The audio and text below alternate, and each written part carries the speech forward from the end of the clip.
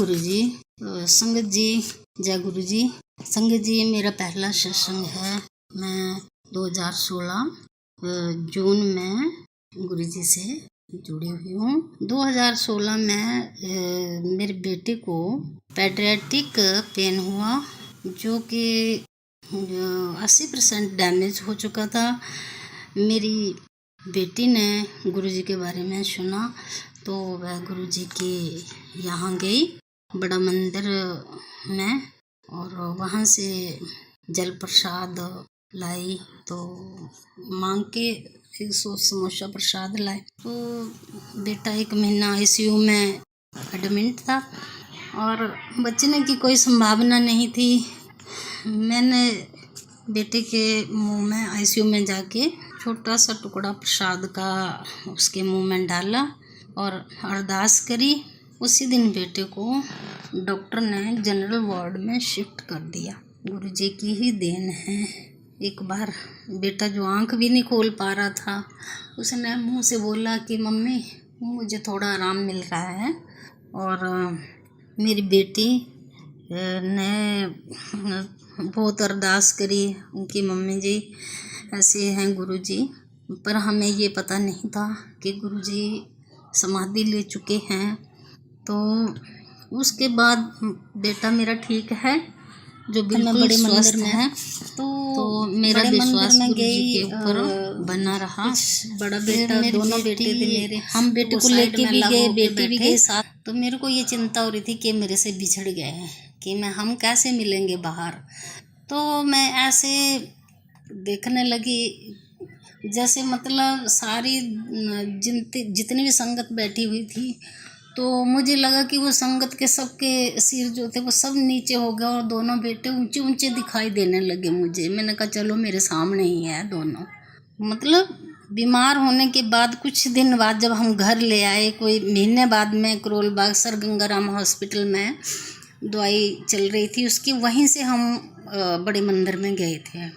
तो वो भी मेरे साथ ऐसे हुआ। तो बाणी चल रही थी और बाणी के बीच में मुझे पता नहीं क्या हुआ, मैं भी जैसे गाने लग गई थी या पता नहीं कैसे। तो कोई आकर मेरे कान में कुछ बोल गया, मुझे आज तक पता नहीं कि क्या बोला। मैं उस बात को सोचती हूँ कि क्या बोला होगा मेरे में, कि मैं परेशान थी, बेचैन थी, लेकिन मैं गुरुजी के इंतज़ार में ही बैठी थी कि अभी आएंगे, बैठेंगे गद्दी पर।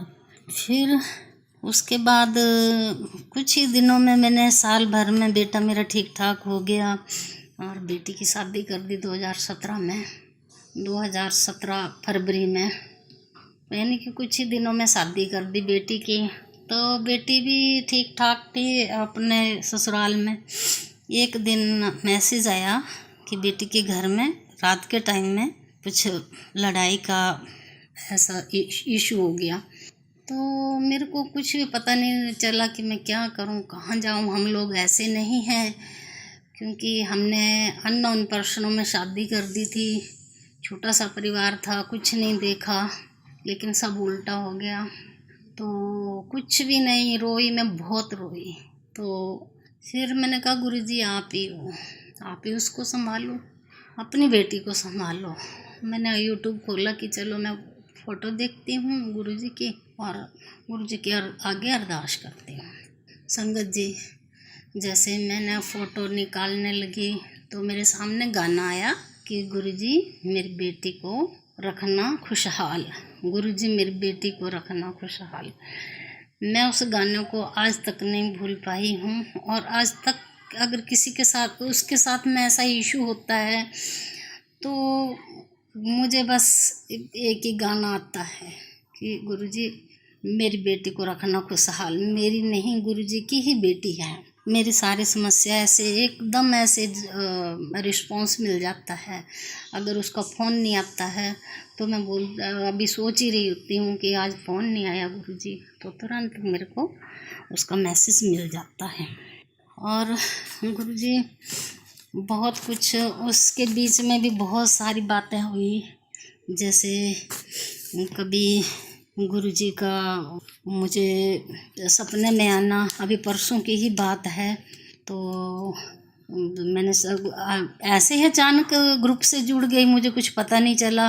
मैंने ऐसे टच कर दिया, मुझे ये भी नहीं, मैंने नंबर भी नहीं डाला कि मेरे को जोड़ लो इसमें डिवाइन सत्संग में या कुछ, लेकिन फिर भी मेरे से ये हो गया। लेकिन मुझे देख देख के मतलब और ज़्यादा खुशी महसूस हो रही है, जैसे लग रहा है मेरे कोई भी मतलब कोई खुशी का कोई ठिकाना नहीं है।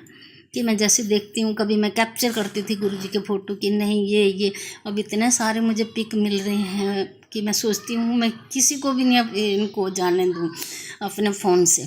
और बात पहले ही मैंने गुरुजी का अपने स्क्रीन पे गुरुजी का पिक लगा रखी है, और बहुत सुंदर उनके चरण मुझे मिलते हैं। और सुबह के टाइम में सपना हुआ, मैं फरीदाबाद की संगत हूँ, तो वो मतलब सुबह सुबह ऐसे मतलब आवाज़ आई कि आज गुरुजी फरीदाबाद में आ गए। मैं तो पूजा पाठ इतना जानती नहीं हूँ गुरुजी, पर फिर भी आप मेरे को इतने इतने मैसेज देते हैं। कभी रोटी में ओम दिखाया, वो तो मेरी नंद बीमार थी तो मैंने उनको दिखाया, मैंने कहा देखो। वो कहती है हाँ, उन्होंने कभी देखा नहीं है लेकिन उन्होंने भी देखा, तो बोलती है हाँ ओम बना हुआ है।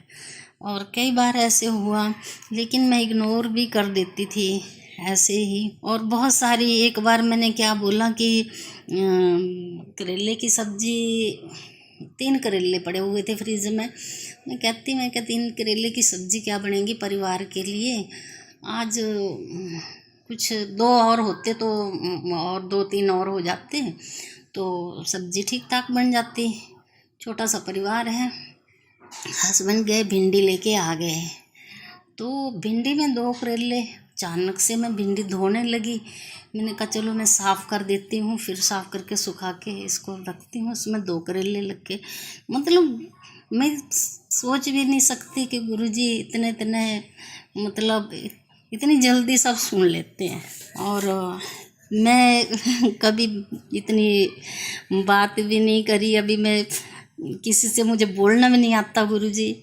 और संगत जी, बस मेरी बेटी क्या, जितनी भी बेटियां हैं इस संसार में गुरुजी, सबको सुखी रखना, सब बच्चों पे गुरुजी ये टाइम हर जगह बच्चियों के ऊपर गुरुजी अपनी मेहर बनाए रखना, मेरी अरदास है गुरुजी। मेरा ये पहला सत्संग है गुरुजी, जो भी भूल चूक है गुरुजी माफ़ करना गुरुजी। गुरुजी सदैव अपने चरणों के साथ लगा देना। मैं आपके साथ जुड़ी हूँ। मेरे हस्बैंड सबको गुरुजी गुरुजी करके बोलते हैं, चाहे कोई बड़ा है छोटा है लेडीज़ है, गुरुजी करके बात करते हैं। मैं कहती हूँ कि जाओ आप गुरुजी के साथ में ही, उनका ऑफिस है महरौली में, मैं कहती हूँ आप गुरुजी के यहाँ हो आओ। बहुत बड़ी मुसीबतें आई है, लेकिन गुरुजी ने उनको कम करके रखा है। बहुत बड़ी मेहर है, बहुत बड़ी मेहर है। वैसे मैं गुरुजी, अगर आपने मुझे इस ग्रुप में जोड़ा है, वो भी मुझे गुरुजी आपकी ही कृपा होगी। और गुरुजी हमारे इस जन्म की कोई गलती होगी उसको माफ़ करना, पिछले जन्मों की होगी गुरुजी तो अपने बच्चे समझ कर गुरुजी माफ़ कर देना।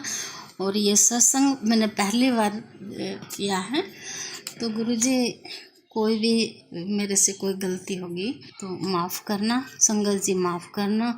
गुरुजी शुक्राना गुरुजी, जय गुरुजी, अनंतम शुक्राना गुरुजी।